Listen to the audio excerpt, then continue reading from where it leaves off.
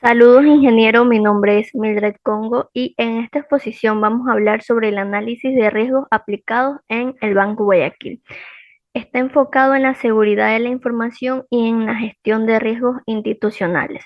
Este análisis fue elaborado con las referencias normativas y las metodologías reconocidas internacionalmente, como lo es la norma ISO 27001 y las regulaciones de la Superintendencia de Bancos del Ecuador.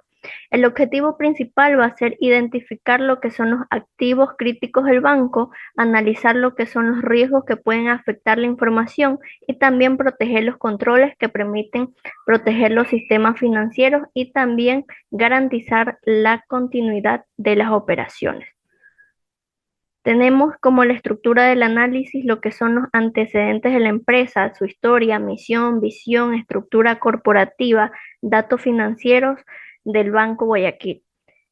También tenemos la clasificación de activos, que es la identificación y categorización de los activos de información presentes en la organización, la clasificación de la información como los niveles de confiabilidad, integridad y disponibilidad.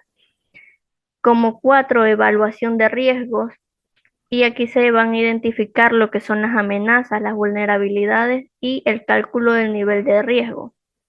Como quinto tenemos el tratamiento de riesgo, sus controles, los planes de acción y estrategias. Y por último, las bibliografías. Tenemos aquí los antecedentes, que es el Banco Guayaquil. Y este fue fundado el 20 de diciembre de 1923 en la ciudad de Guayaquil, en el país de Ecuador. Tiene más de 100 años de operación y es uno de los bancos más privilegiados y antiguos, sólidos del país. Se dedica a lo que es la intermediación financiera y ofrece servicios de banca personal, empresarial, banca digital, créditos, seguros, inversiones y comercio exterior. También opera bajo la supervisión de la Superintendencia de Bancos del Ecuador. Este cuenta con más de 100 agencias nacionales y también cajeros automáticos en el Ecuador y plataformas digitales como lo son la banca en línea, banca móvil y el Banco del Barrio. Tenemos lo que son su razón social y estructura corporativa. Tenemos la razón social, Banco Guayaquil S.A., RUB, el tipo de sociedad que es anónima, el sector financiero privado. Gobierno corporativo, grupo económico como grupo El Juri, director conformado por accionistas mayoritarios y auditoría interna y externa regulada por CB. La misión es impulsar el progreso de Ecuador, las soluciones financieras innovadoras y la banca ética y sostenible. En su visión tenemos que es un banco líder en transformación digital, es un referente de confianza en Latinoamérica y también es excelente en experiencia del usuario y es de innovación continua en productos y servicios. Sus valores es la integridad y la transparencia, la orientación al cliente, innovación y agilidad, responsabilidad social y también ambiental. Su marco regulatorio, el Código Orgánico Monetario y Financiero, Superintendencia de Bancos del Ecuador, las normas NIF para el sector financiero y los acuerdos Basilia III. Tenemos lo que son los activos y el concepto, la definición de activo según las normas ISO 27001 es que cualquier cosa que tenga un valor para la organización requiere lo que es la protección. En el caso de los bancos son los datos, el sistema, la infraestructura, las personas y los procesos que soportan las operaciones y también los servicios financieros. Tenemos como es los activos de los datos, que son los bases de datos de los clientes, el historial crediticio, los datos transaccionales, la información contable y los registros de cumplimiento regulatorio. En cuanto a lo que son los activos de hardware, tenemos lo que son los servicios físicos y virtuales, ATMS, dispositivos de red como lo que son routers, switch o firewall, y los equipos de cómputo y los dispositivos móviles corporativos. En cuanto a los activos de software, tenemos Core Banco, aplicaciones web y móviles, sistemas ERP, plataformas de banca digital, software de antifraude y anti-malware. En cuanto a la infraestructura de la red, tenemos las redes LAN, WAN, VPN, centro de datos primarios y recuperación y canales de comunicación cifrada con su conectividad. En los activos humanos tenemos al personal de TIC, operadores de sistemas, analistas de seguridad, empleados con acceso a información sensible y los proveedores externos. Y por último, los activos intangibles, que estas son las licencias de software, contratos de proveedores, lo que es la propiedad intelectual, la marca institucional, las certificaciones y los acuerdos de confiabilidad. Por acá vemos en esta diapositiva lo que son los inventarios de activos del banco y podemos ver aquí su identificador de activo, que es el código en que se identifica cada activo, el nombre del activo y aquí se identifica qué recurso está asignado y protegido, la categoría de cada activo, el propietario o responsable de cada área del activo, el nivel de criticidad indica qué tan importante es el activo para esta organización. Tenemos como primero la base de datos de los clientes y este activo contiene información personal y financiera de los clientes y se clasifica, ¿verdad?, como crítico porque una filtración en esta parte puede causar lo que son fraudes, sanciones legales y pérdidas de confianza. En cuanto al segundo, al core banco, es de una categoría de software y está como responsable la gerencia de TIC. Y aquí se pueden procesar lo que son cuentas, transferencias, pagos y operaciones financieras. Es de grado crítico porque si falla el banco principalmente dejaría de operar. En cuanto a la infraestructura ATMS, es como categoría hardware y el propietario serían operaciones. Aquí se incluye lo que son los cajeros automáticos y los dispositivos físicos y tiene como criticidad también alta porque afecta al acceso de los clientes al dinero y a los servicios bancarios. En cuanto a las plataformas de la banca móvil o la banca online, aquí permite realizar lo que son operaciones desde el celular o la computadora y en esta es importante debido al crecimiento de la banca digital y a los ataques también cibernéticos. Lo tenemos con una criticidad alta. En cuanto a la red WAN o LAN corporativa, en la red están conectados lo que son los sistemas y las oficinas del banco. Como categoría tenemos a lo que es la red y como propietario la infraestructura TIC. Y también tenemos en nivel alto, es decir, que si esta red falla pueden interrumpirse las comunicaciones y también los servicios internos. En cuanto a lo que son los servidores de data center principal, aquí lo que se hace es almacenar y procesar los datos críticos del banco y también es considerado como crítico porque soporta gran cantidad, ¿no?, de infraestructura tecnológica. En cuanto a lo que son los sistemas o los pagos interbancarios, este sistema permite lo que es realizar transferencias y pagos entre bancos y es de nivel crítico porque cualquier falla puede afectar lo que son las operaciones financieras tanto nacionales como internacionales. En cuanto a lo que son los registros contables y financieros, estos contienen lo que es información financiera del banco. Se mantienen en un nivel de criticidad crítico. En cuanto a al personal con acceso privilegiado, se refiere a los que son empleados que tienen permisos especiales sobre el sistema sensible. Y este es un activo muy importante porque un error humano o un abuso de privilegios puede ocasionar lo que son incidentes de seguridad. En cuanto a las licencias y contratos de software, aquí se incluye lo que son los permisos legales y contratos tecnológicos. Tiene una criticidad media porque afecta la legalidad y la continuidad de ciertos servicios. Acá podemos ver lo que son, cómo el banco se organiza, los niveles de clasificación de la información, en cómo el banco se organiza y protege la información según el nivel de sensibilidad o también de importancia. La clasificación de los datos tiene algo fundamental porque no todos los datos tienen el mismo valor ni tampoco requieren el mismo nivel de protección.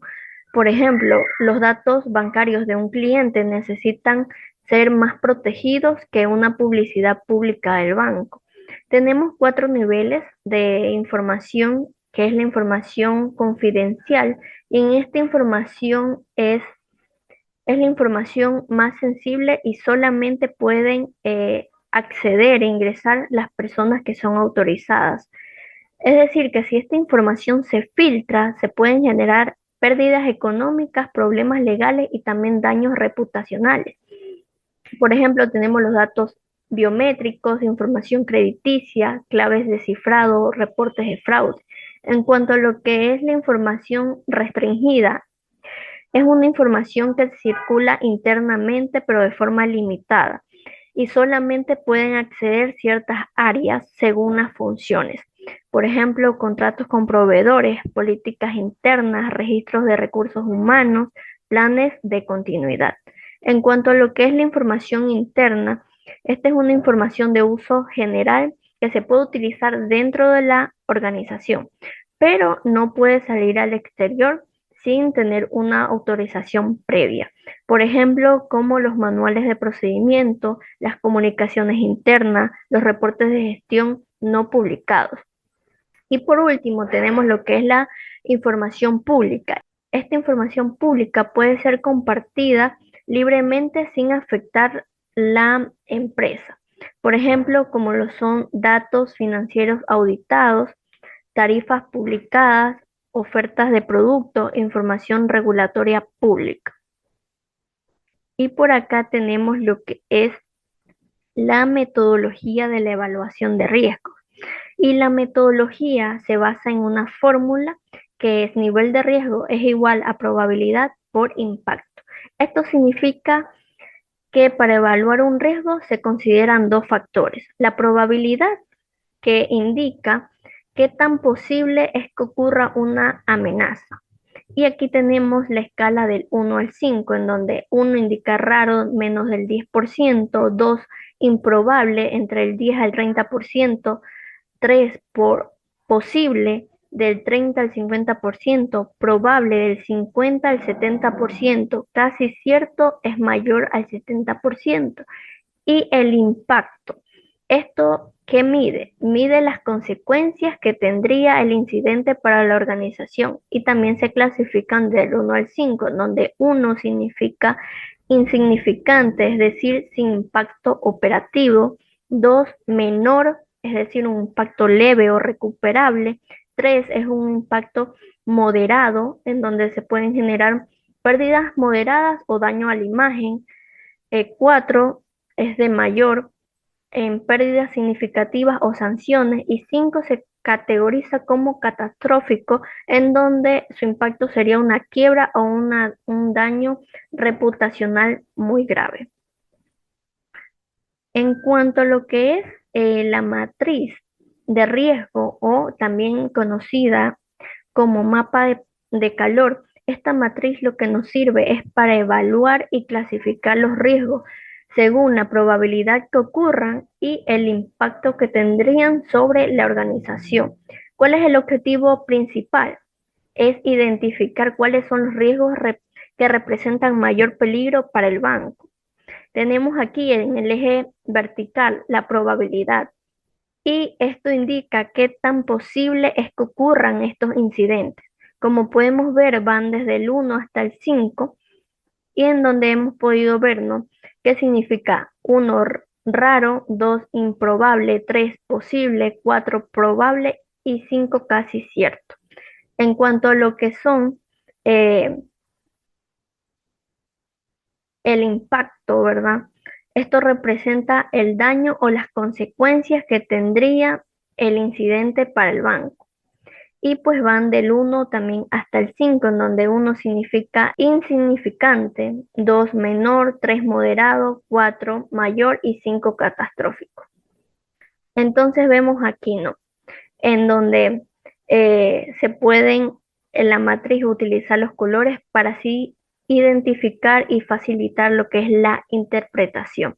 Vemos el color verde en donde se indica bajo del 1 al 4, que significa que son los riesgos de menor rango, ¿no? En donde no afectan lo que es la gravedad del banco. Generalmente solo lo que se hace es monitorear. En cuanto al moderado, tenemos del 5 al 8 y son riesgos controlables, pero que también requieren seguimiento. En cuanto a lo que es los riesgos medios, son de color amarillo. Aquí el banco ya necesita implementar controles de seguridad para así reducir lo que son los riesgos. Tenemos el color naranja como nivel alto y aquí lo que representa ya una amenaza importante que puede afectar a las operaciones o servicios. Y aquí sí ya se requieren atención prioritaria. En cuanto al color rojo, que significa ya crítico, y estos son los niveles más peligrosos. Tenemos los riesgos identificados en Banco Guayaquil, ¿no? Tenemos el número 1 en ataques de ransomware al core bancario. Entonces, esto es un riesgo más crítico, ya que un ransomware es un ataque en donde los ciberdelincuentes bloquean o cifran los sistemas para pedir dinero a cambio. Y este es de clasificación crítico porque podría paralizar lo que son las operaciones del banco. En cuanto al robo o cifrado de clientes, consiste en el acceso o la divulgación no autorizada de información confidencial. Y tenemos como categoría de ciberamenaza con una probabilidad de 3, un impacto de 5 y un nivel de 15, pero también se considera como una clasificación crítica. En cuanto a lo que es las fraudes en transacciones digitales, se refiere a operaciones que son falsas o que son manipuladas dentro de una identidad bancaria. Tenemos como probabilidad 4, impacto 4 también y el nivel 16. Y tiene un nivel alto porque afecta directamente al dinero y a la seguridad de los clientes. En cuanto a lo que son las fallas del sistema en pagos internacionales, esto puede afectar, ¿verdad?, lo que son las transferencias y los pagos entre bancos.